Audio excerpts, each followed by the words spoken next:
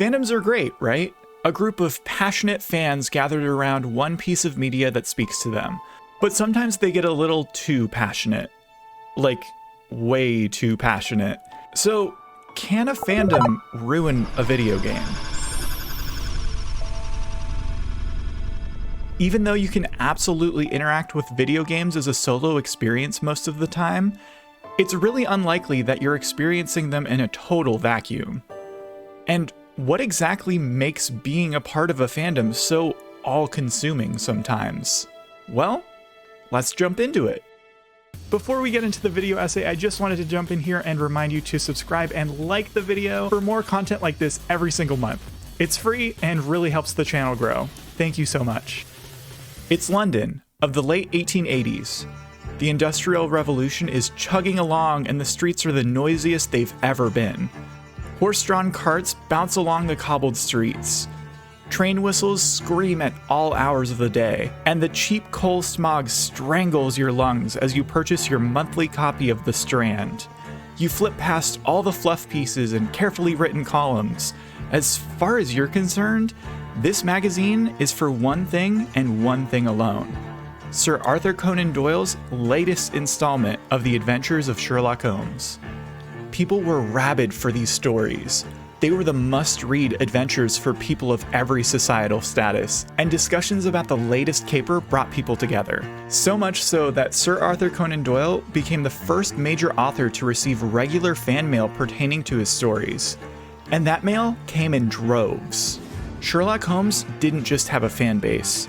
This fictional detective had history's first fandom.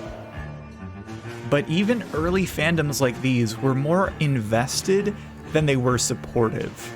After the death of Sherlock in 1893, fans grew resentful and made sure to let Doyle know it. He received furious mail along with threats of violence, when really all he wanted to do was move on to other stories. This is where we get the origins of the word fan. Fans of the Adventures of Sherlock Holmes proved to not be supporters, but rather fanatics. The Strand, the magazine where these short stories were published, lost over 20,000 monthly subscribers after the fictional detective bit the dust. So fandoms since their inception have always been a double-edged sword. Sometimes a fandom mutates into a pitchfork-wielding mob overnight. But on the other hand, a dedicated group of supporters can also lift up independent creators and give them a platform beyond anything they could have imagined. When Toby Fox set out to create his first standalone title, Undertale, he did so by simply publishing a Kickstarter campaign with the modest goal of $5,000. The description of the project simply read, "A traditional role-playing game where no one has to get hurt." A pretty unassuming post by all accounts. And beyond a handful of Earthbound fan projects, this Kickstarter was going to fund Toby's first ever video game. So what were the chances of this even taking off? Well, as it turns out, this simple yet imaginative twist on classic RPGs caught the attention of a ton of users. Within that first month, the page had brought in enough interest to earn Fox over $50,000, 10 times his initial goal. Now that's a following. So over the next 32 months, this fledgling solo developer slaved away on his game while the internet spread the word of his ambitious idea for him. All eyes were on Toby to create something spectacular. Talk about some fucking pressure. Just days after the game's release, fan animations and comics were being released to celebrate the game's cast of characters. Toby had something that connected with lots of people from all corners of the internet, no matter how interesting. I mean, apparently there are a plethora of roleplay Discord servers dedicated to the Undertale alternate universes that are a combination of two other Undertale alternate universes based on the fan creation based on the original game? What the fuck is happening? What is going on? There is so much fan content on the internet about this game. But I'm not going to pretend like Undertale's fandom is all dedicated artists and imaginative fan game creators. When people talk about scary fandoms, the one surrounding Undertale is bound to come up in the conversation. Everyone has their story. Tumblr users with death threats in their inbox for shipping the wrong characters, the ongoing tradition of cringe videos which mock the creations of passionate fans, and every friend of mine who has streamed their first time playing the game warned me to not play it on Twitch without some heavy moderation. And let me tell you, they were not wrong. If you're not playing the game correctly, there are bound to be people coming in to let you know about it. Other fans will come in with their first message in chat being a major spoiler. They'll try to trick you into entering the character name, which unlocks hard mode without telling you. It's just an exhausting experience, honestly. I had 0 positive interactions with people who came into stream claiming to love this game. And that is unheard of in all my time on Twitch. Usually there's a good handful of new viewers who are wonderful and respectful. And it's a shame because this game is honestly great. It actually did live up to the hype for me, which almost never happens.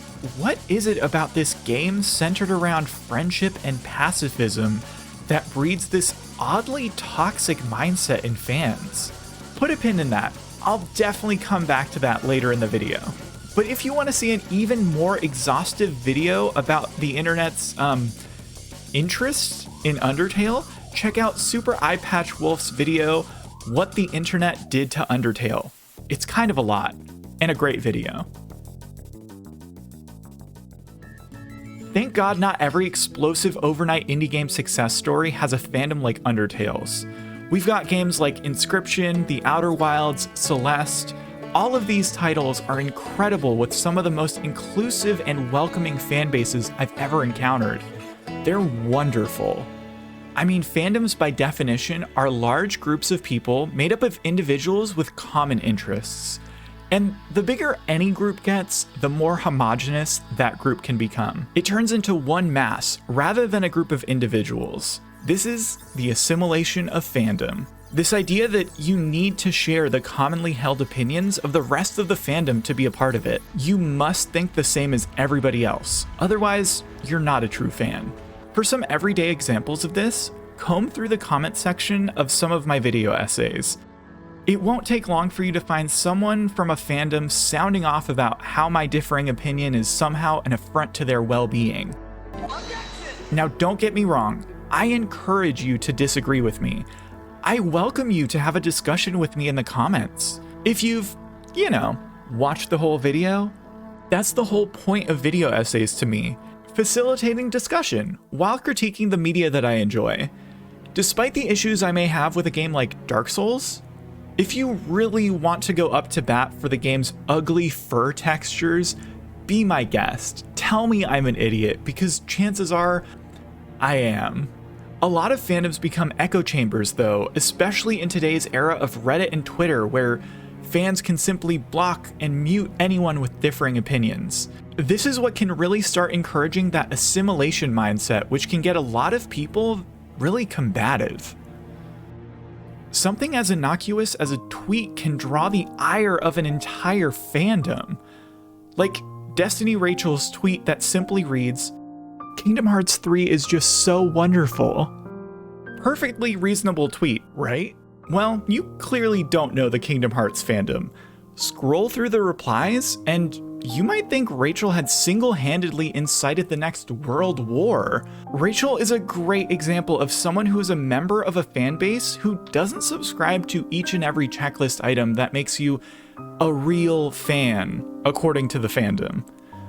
And the Kingdom Hearts hive mind did not like this. But why? It's just a harmless opinion, right? Put a pin in that too. I know, lots of pins today, sorry. The Kingdom Hearts series has a certain nostalgia to it, and its emotional storytelling is one of its stronger points.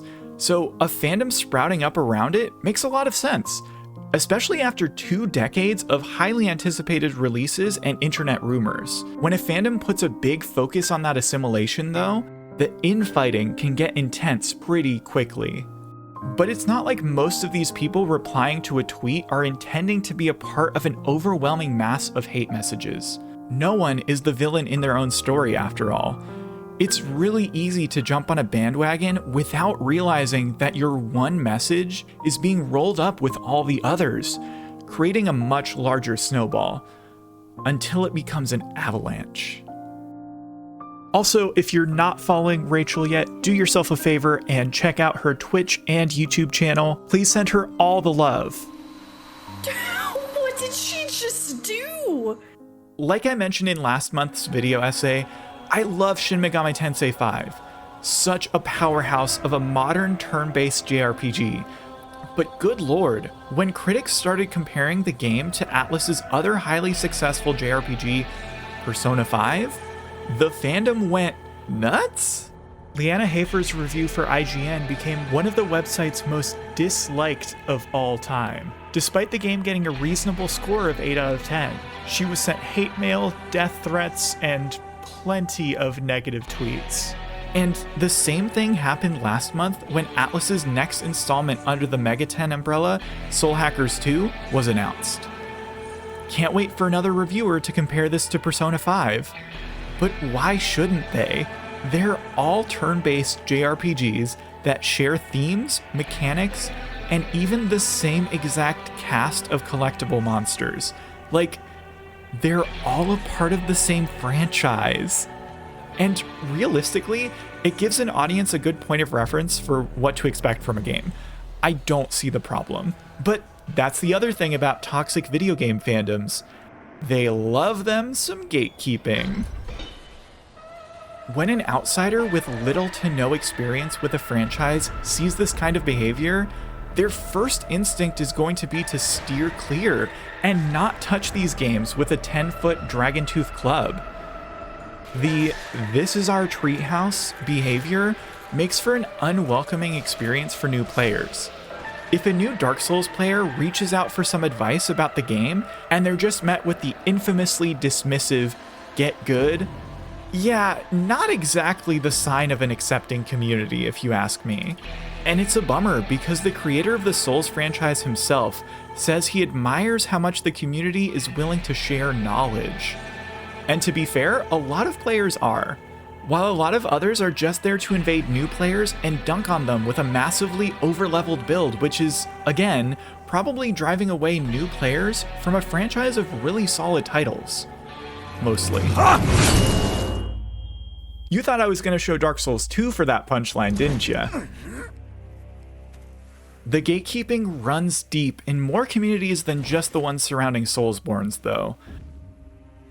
Like I mentioned before, the Undertale fanbase telling new players that they must play a certain way or else they're getting the wrong experience, that's some textbook gatekeeping if you ask me. The reason I called it "this is our treehouse" mentality before was because this type of community can really feel like a treehouse where the ladder only gets extended to people who are already a part of the club. And any newcomers who want to come up see the ladder immediately retracted. And when the treehouse itself is already filled with swinging guillotines and bomb-flinging giants, do you really need an elitist baby throwing a tantrum about me cheesing a boss on top of that?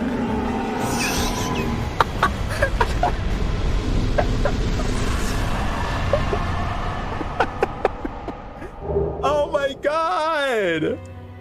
Let people have fun. No one needs to earn their spot in your community. Again, put a pin in that idea. Last one, I promise. I'm not creating this video to vilify every fandom or tell you not to engage with fandoms in general.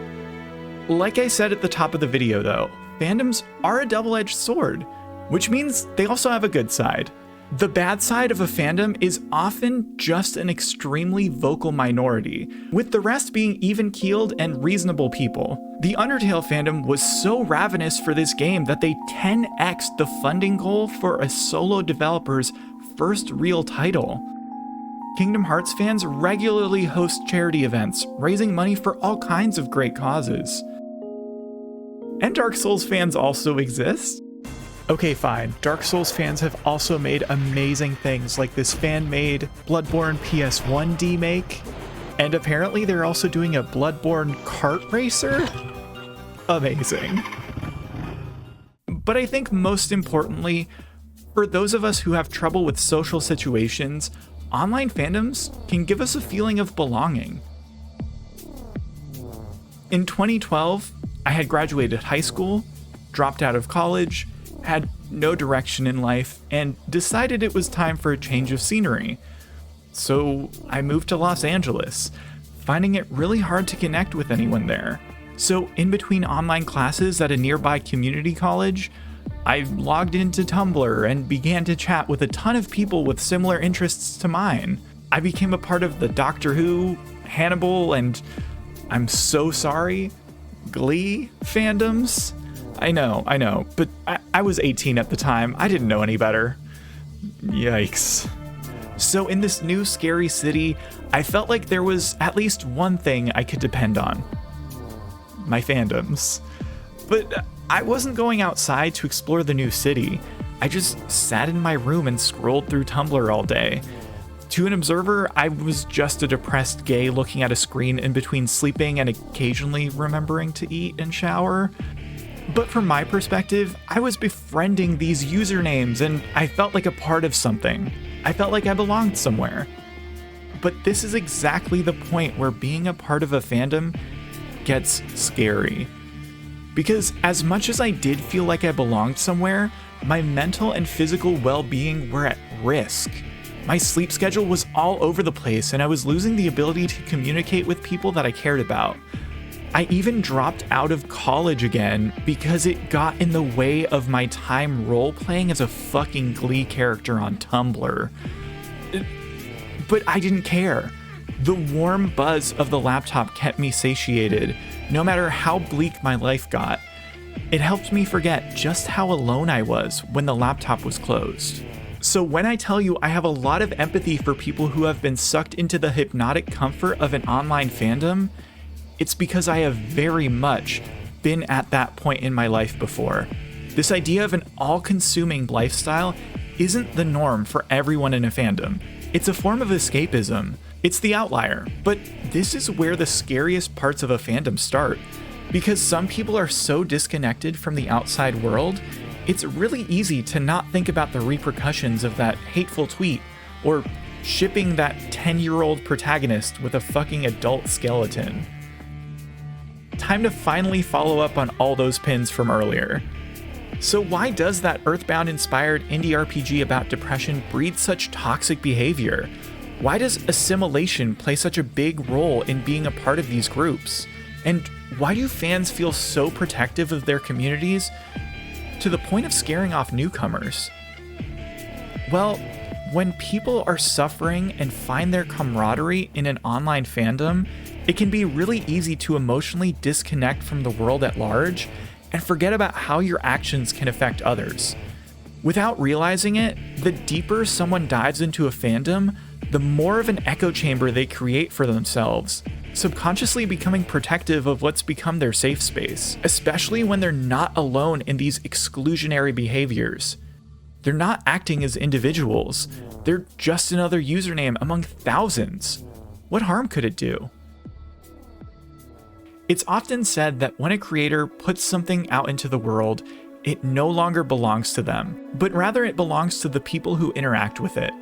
Creators don't have a chance to tell people how to interact with a piece of media. When developers pour years of their lives into a project only to see their audience sending death threats to each other and gatekeeping the fun to their games, it can't be a great feeling. And most of the games we've talked about that have bred these toxic fan bases, they're all games about the power of friendship, being nice to people, communicating with others. There's some real irony there, and a lack of media literacy. So I think my main point here is, if you find your sense of community in a fandom for a piece of media you love, that's awesome. Just make sure you engage with that community mindfully. Maybe unplug and distance yourself a bit if you feel yourself swallowed up by that congealing mass. Don't let your passion turn into something harmful. And as much as I hate saying this to people, maybe go touch some grass. But if you see that someone on Twitter criticizes the fishing mechanics of your favorite game, definitely send them death threats. That's a totally reasonable thing to do. Don't do that, obviously. But question for you though, what are some of your most toxic video game fandom experiences? Tell me in the comments so we can compare notes. But yeah, thank you so much for watching the video. I really hope you enjoyed it, and if you did, make sure to click the like button and subscribe to the channel. I put over 40 plus hours into these video essays every single month, so I would really appreciate it. It really helps the channel grow and get this video in front of even more people. And speaking of helping out, thank you so much to my monthly supporters over on my Ko-fi page: Voximandius, Puzzled Monkey Tree, Mumpow, Dear Papaya, Oyster Milk, and Nightmare God. It's monthly supporters like these lovely folks that help these videos get made every single month. So if you want to help as well, you can also become a monthly supporter over on my Ko-fi for as little as $4 a month. You'll get shoutouts at the end of every video essay, extra content, and sneak peeks at upcoming videos. Also, if you've been wanting to check out any of the games that you see in any of my video essays, there's affiliate links to all of these games down in the description if you want to help the channel and give back to charity all in one transaction with no extra cost to you. Plus, they have some sales that Steam doesn't have sometimes, so it's worth a look. Anyway, thank you again for watching the video. I'll see you in the next one, but in the meantime, I'm gonna go look at this comment section. Oh,